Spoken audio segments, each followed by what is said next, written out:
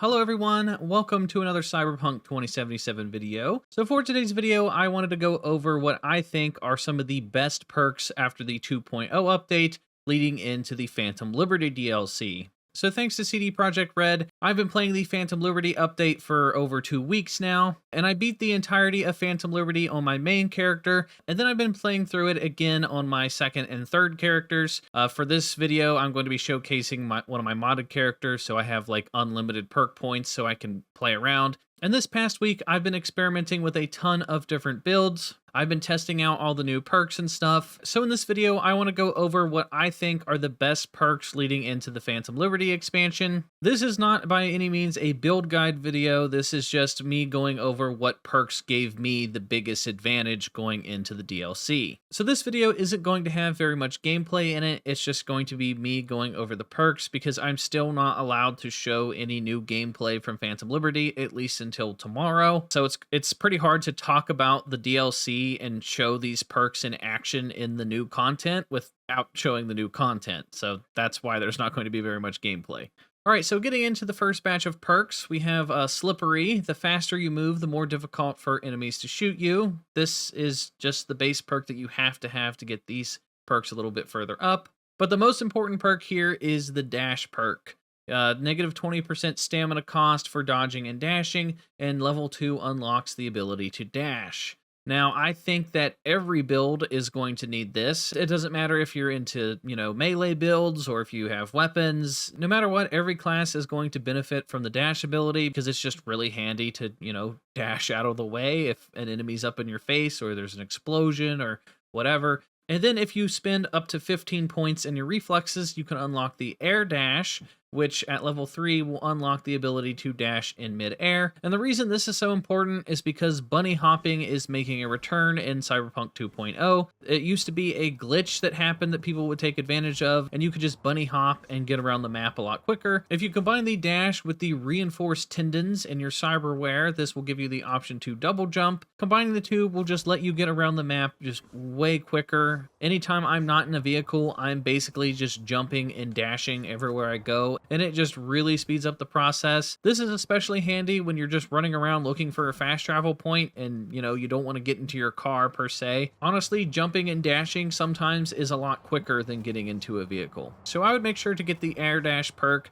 just so you can get around the environment a lot faster. And then I also made sure to get the aerial acrobat skill, which improves your mid-air maneuverability. This is just a good quality of life perk to have to, make jumping and stuff in mid-air just a little bit easier.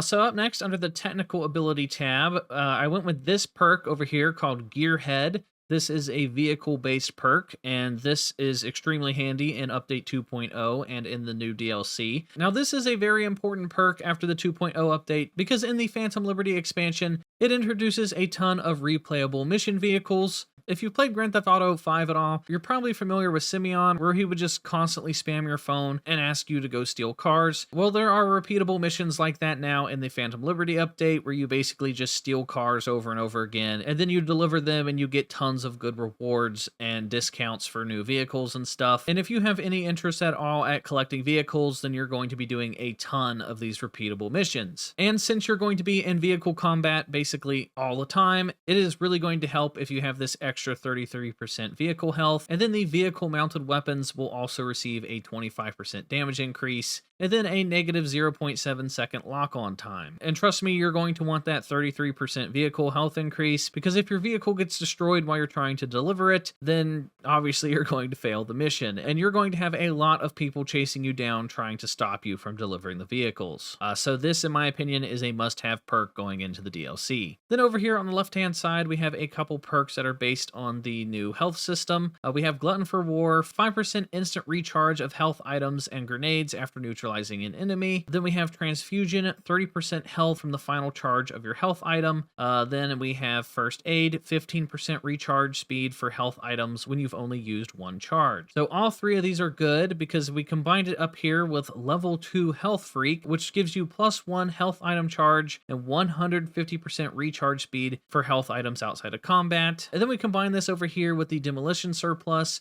which will give you +1 max grenade charge. Now, the reason that all these perks are so important is because they changed the way that the grenades and the health items work. It used to be that if you had 100 health items, you could just spam them over and over and over constantly, and basically making yourself pretty much invincible. Same thing with grenades. If you had like 500 grenades, you could just endlessly throw grenades. Well, in update 2.0, there is now a cooldown for the healing items and for grenades. And to start you off, you're only going to have 2 medical items and 2 grenades. So these 2 perks, in my opinion, are absolutely must-haves, because that extra healing item and that extra grenade are going to make a huge difference, because everyone's going from having unlimited items to now only having up to 3. And especially in the harder difficulty modes, like very hard, you're going to be constantly taking a ton of damage, so having that extra health charge is just a must-have. So heading over to the cool category, these 3 perks, in my opinion, are extremely useful because these are now the stealth perks. We have this one, Killer Instinct, plus 25% damage with knives, axes, and silence guns outside of combat. They also provide a preview of estimated damage. So if you plan on doing any type of stealth combat, this perk is a must-have for everybody. Then we have Gag Order. Landing an attack on an enemy right after they detect you will delay detection from other nearby enemies. Quick Getaway, 10% movement speed after neutralizing an enemy while undetected. Duration 30 seconds or until you are detected, and it can stack up to 2 times. So even if you aren't into stealth combat, I still recommend you get these perks, because there are a number of different stealth-based missions in the DLC where your rewards will be affected by how well you complete the mission. And if you can complete the entire mission without being detected, then normally you'll get either a bonus weapon or some bonus eddies. So stealth is going to be a huge factor in the Phantom Liberty DLC, which goes well with this perk over here, Feline Footwork. When crouched, you get 15% movement speed and 15% mitigation chance. But we have to get this perk so we can get level 3 of this perk, which is Ninjutsu. You have to have at least 15 points put into cool to get this. But what this does is basically just increases your crouch movement speed. So this comes in handy during those stealth missions. You get 15% increased crouch movement speed, 15% mitigation chance, and then unlocks the ability to sprint while crouching, which is an absolute game changer during those stealth missions where you have to run past tons and tons of enemies. So being able to sprint while crouched and not being seen is going to give you a huge advantage. And then I also opted in to get the Creeping Death and the Vanishing Act, because these tie in with the optical camo. It says when optical camo is active or you are undetected, neutralizing an enemy grants 15% health, 15% stamina, and 10% movement speed for 6 seconds. And then the Vanishing Act perk says optical camo activates automatically and consumes its charge gradually when crouching, sprinting, or sliding. This is going to come in handy where every time you go to sprint or slide, it's going to automatically turn you invisible, which is definitely going to help with those stealth builds. Now over here on the left-hand side, I wanted to include Focus and Deadeye. Now for this video, I didn't want to really include too many specific sort of like build skills, because I know everyone plays differently, and like some people want to go with like knives and swords and stuff and melee builds, and some people want to use shotguns or whatever. But the reason I'm including Focus and Deadeye is because it only affects the pistols, revolvers, precision rifles, and sniper rifles. And if you're a player like me, you want to go out and collect all the new iconic and legendary weapons. And for what I've noticed, a lot of the brand new iconic weapons are going to be pistols, revolvers, precision rifles, or sniper rifles. And because I came across so many brand new iconic weapons that fit this category, that's why I decided to go with these perks. And the reason I went with these perks is because Focus will give you 10% headshot and weak spot damage, and then unlocking Focus mode will automatically activate when you aim at full stamina, and that basically just, holds your breath and makes your weapon more accurate. And then Deadeye gives you 10% headshot and weak spot damage. Level 2 gives you negative 25% stamina cost for shooting, and then at level 3 it unlocks Deadeye mode, which is active above 85% stamina, and when active you get plus 25% headshot damage, plus 20% weak spot damage, and no bullet spread. So both of these perks came in a ton of handy during my playthroughs. They're basically must-haves if you plan on using any of those weapon types. Then for the intelligence category, these are all perks based off of, your hacking and stuff like that. And I know everybody kind of plays differently here. The only perks I think are must-haves for everybody. So let's say you go with a complete melee build and you have no interest in hacking whatsoever. I still recommend you get at least the car hacker, which unlocks the vehicle quick hacks, allowing you to remotely take control or set off alarms or even blow them up. So if you're doing a vehicle mission or if you're in a police chase or whatever, you can use this ability to quick hack one of your enemies by either shutting their car off or making them hit their brakes or just straight up blowing up their vehicle. This is a huge help for the vehicle combat missions, so I recommend this one. And then the other perk I recommend for intelligence is this one, Eye in the Sky, which automatically highlights nearby access points and cameras. So if you're doing a stealth mission or something, there are so many cameras that are hidden behind walls or tucked up in corners of rooms that you wouldn't normally see. So having the Eye in the Sky perk is a must-have if you're planning on being stealthy. I couldn't tell you how many times this perk has saved my butt where I've walked into a room and I was just about to be spotted by a camera, but because it was highlighted for me, I was able to see it and deactivate it before it was able to catch me.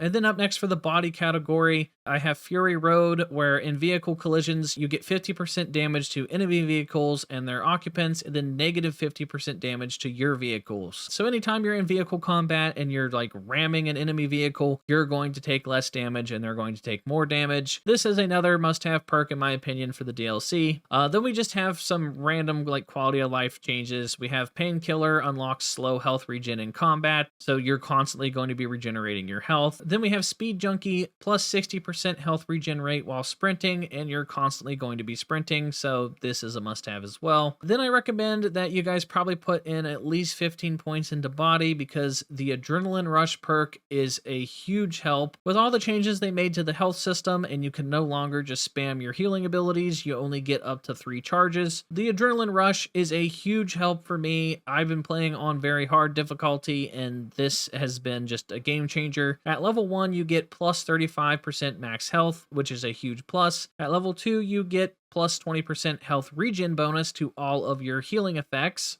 And then at level 3, it unlocks Adrenaline Rush mode. In addition to the base effects, Blood Pump, Cyberware, and health items now also give adrenaline equal to 30% of your max health up to a max of 50% max health. Adrenaline is indicated by a yellow bar and acts as a extra health by absorbing damage. It also decays over time. Adrenaline Rush will remain active as long as you have adrenaline available. So think of Adrenaline Rush as basically a body armor or an overshield. So anytime you activate one of your healing effects, it's going to give you a little bit of body armor until it wears off or it's depleted from your enemies just shooting you. And then I decided to go with a couple of these side perks just to make it even better. We have Calm Mind. When Adrenaline Rush is active, it has a 3-second delay before it begins to decay. And then we have Juggernaut. When Adrenaline Rush is active, you get 20% movement speed and 10% increased damage. And then Unstoppable Force. When Adrenaline Rush is active, you gain immunity to movement penalties and non-damaging status effects such as knockdown, blinding, etc. And then over here we have the perks Die Die Die. You get negative 15% recoil at low stamina, and then at level 2 you get increased fire rate as stamina decreases, max of 25% at 0 stamina. So the more you shoot your weapon, the more your stamina is going to decrease, but the more that your stamina decreases, the faster your fire rate increases. So this is definitely handy if you like to use, shotguns, LMGs, or HMGs. Then I decided to go with this side perk where it gives you negative 25% bullet spread when moving, so this just makes your bullets more accurate. Then we have this perk over here where no movement speed penalty with shotguns, light machine guns, or heavy machine guns. And then finally, I want to talk about the new relic tree that you get in the Phantom Liberty DLC. Now, there are a number of new perks that have been added, and I'm pretty sure you can unlock every single one of these perks, but I just wanted to give you guys my opinions on which ones you should probably unlock first. Now, obviously, if you plan on using any of the cyberware as some of your main abilities, then I would go with this one, which is Jailbreak. And what this does is unlock a brand new ability for each of the cyberware, the Mantis Blades, the Gorilla Arms, the Projectile Launch System, and the Monowire. So once you get this perk, you can then choose which of the following perks you want to use. We have Data Tunneling. When an enemy is affected by a monowire uploaded quick hack, normal monowire attacks which hit that enemy and other enemies simultaneously will spread the quick hack to them. So when you use the monowire, it is just going to spread your quick hacks with each consecutive hit. So I tested this one out. I think it's a ton of fun, and if you like to use the monowire at all, it is an absolute must-have, and I would focus on this perk right away. I didn't like using the monowire at all before this update, and since this DLC came out, it has just been a ton of fun, and now it's actually worth using. Then we have the launch capacity override. You get +1 charge for the projectile launch system. So now there is a brand new ability where you can overcharge your rockets. And if you have this perk, you can shoot up to 6 rockets in a row with your projectile launch system. And this one is also a ton of fun if you like to use explosives. I found that this is really good for groups of enemies. If there's like 4 or 5 enemies, or for boss fights, it's just a great way to do a ton of damage really quickly. Then we have limiter removal. The shockwave from a charged gorilla arms attack now knocks down all enemies within range. So this is great at knocking all the enemies down and buying you a couple of extra seconds of doing a ton of damage while your enemies are working on getting back up. And then we have the final perk for the Mantis Blades. All leap attacks with Mantis Blades now cripple enemies and increase dismemberment chance against some enemies for 10 seconds. So obviously this is a pretty good perk to use if you like to use the Mantis Blades. But then we have these perks down here at the bottom, which focus more on like gunplay and stuff. We have Vulnerability Analytics, which I recommend you guys get this perk probably as soon as possible because it's going to show vulnerable spots on the enemies. And then once you shoot those vulnerable spots, it's going to do extra damage. So it says during combat, you can now detect vulnerabilities in enemy armor and cyberware. Hitting vulnerabilities gives you a 100% crit chance, 25% armor penetration, and weak spot damage bonuses. Dealing enough damage to a vulnerability will cause it to explode, generating an EMP blast that damages enemies within 3 meters. And then the upgraded version of this perk, destroying an enemy's vulnerability grants 10% frequency of new vulnerabilities appearing, plus 5% crit damage against vulnerabilities, and the duration is 25 seconds, and the effect can stack up to 5 times. Reaching max stacks doubles these effects.